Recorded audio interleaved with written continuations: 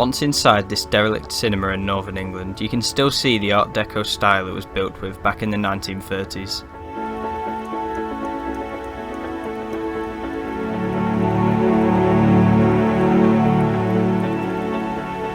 The site still has a grand main hall, lighted with an orange tint by a single flickering bulb overhead.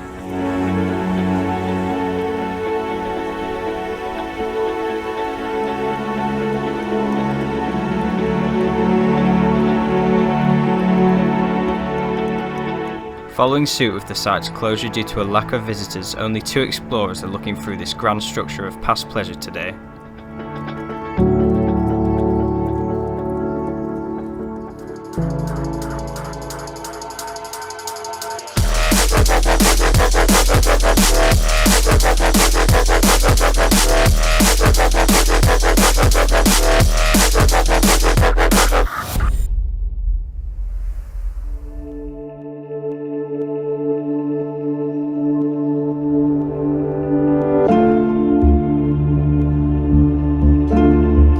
The faded warning signs didn't worry us because we had been told the site is hugely neglected and access is very simple to the cinema.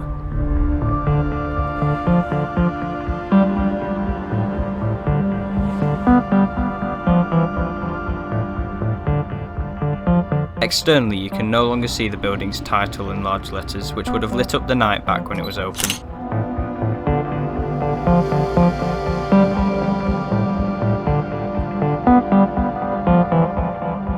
Now the shutters are down and the structure is in a bad shape. We entered in the basement and moved upstairs.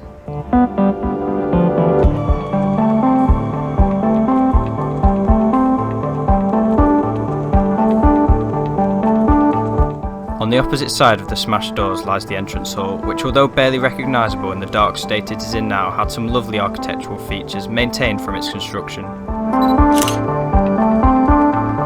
One thing we liked about the building was the fact that it was all curved, something you wouldn't see nowadays with the plain rectangular cinemas we go to every day. It is said that the curve was deliberately done so to match the road's turn outside.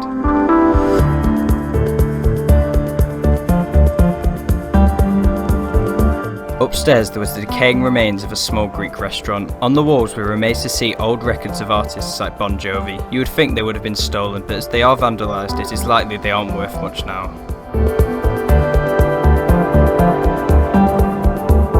When the cinema opened in the 1930s, it housed one of the first projection systems of its kind in the UK. The type of system automatically switched the reels of film and also controlled the lights in the hall.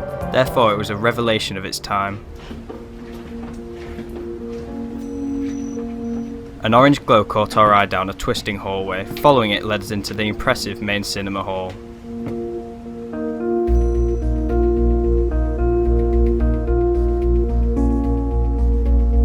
The Art Deco design was clearly visible in the building on the ceiling and the stage where the screen once was, and many films were viewed.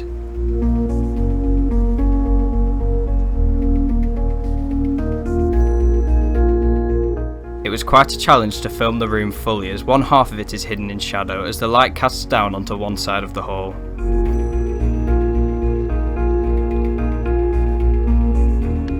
So that's the light that's on.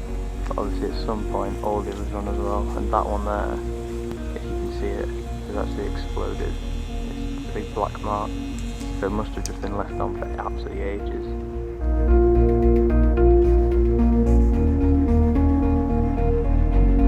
The downstairs of the hall boasted another cafe. We think this would have been instituted during the bingo hall period of the site, so visitors could get some food over long games. It might be hard to see the true colours of the hall, and it is hard for us to show them too. However, if you adjust the white balance on a photo, you get much better results.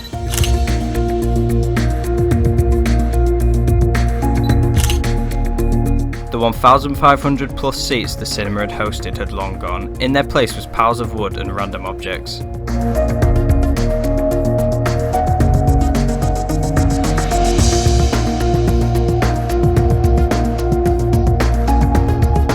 At some point we think there was some hoarding going on in the cinema, as there was some really strange stuff still there.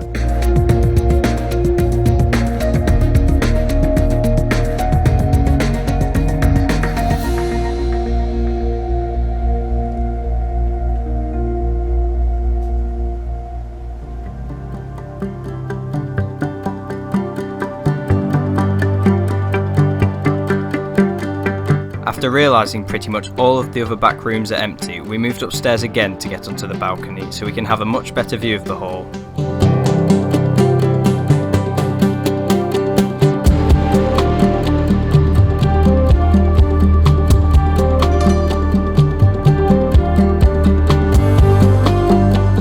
The balcony was massive, and we think more of the seats would have been up here than on ground level. Unlike the theatre we posted recently, there wasn't seats on the balcony either, just markings where they once were. In addition, we could have a closer look at the single bulb causing the almost eerie tinge over the cinema. You may wonder how this damaged building even has power. From our knowledge, we know that a phone company is using the rooftop of the building for a signal mast, therefore it is possible the power is on for that. However, like the other bulb, we can't imagine this one will last and will soon explode unless shut off. We believe the building closed because of a lack of visitors, but firstly it changed from cinema to a bingo hall in the 1960s. However, no traces of bingo can be found throughout the structure.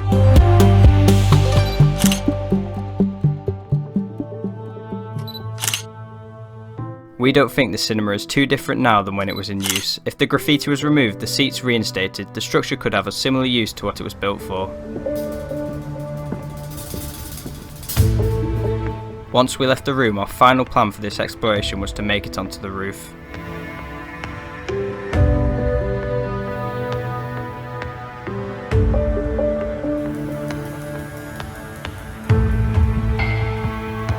After climbing the various spiral staircases on offer, we eventually managed it, and it was worth it for the snowy views over the surroundings.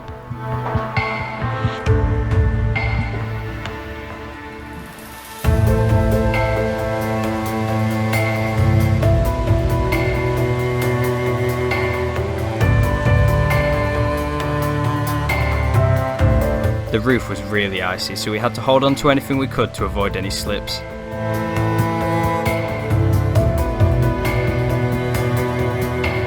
It was a fitting end to the opening location of a long day ahead of us. Therefore, after this we moved onwards to our next spot.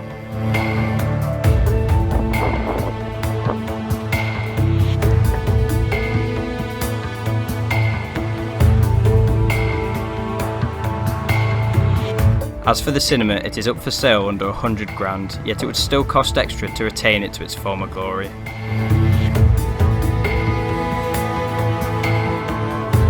Many drive past it every day without knowing of the architecturally beautiful shadow right before their eyes.